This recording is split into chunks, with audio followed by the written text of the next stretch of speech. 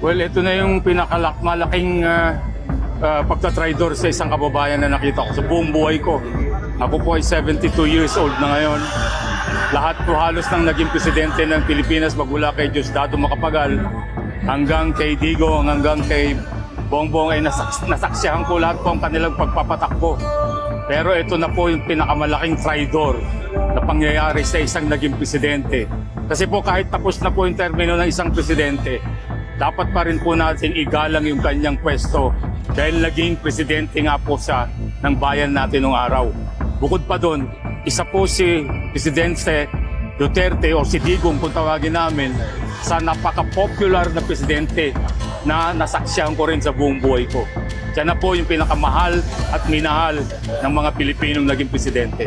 Sir, way back 2016 until now, bakit po niyo sinuportahan si former President Duterte? Kasi nga po yung programa niya maganda. Wala pong naglakas loob na ganyan na naging presidente nung araw. Dahil kung naging presidente na natin nung araw, parang pan-display lang sila. Wala silang ginawang solid na pagbabago dito sa Pilipinas.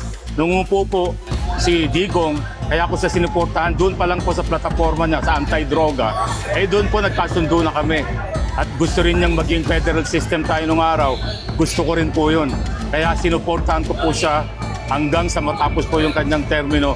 At hanggang ngayon po, kung ano po yung mga adhikain ng mahal na Pangulong Duterte, ay suportado pa rin po namin lahat.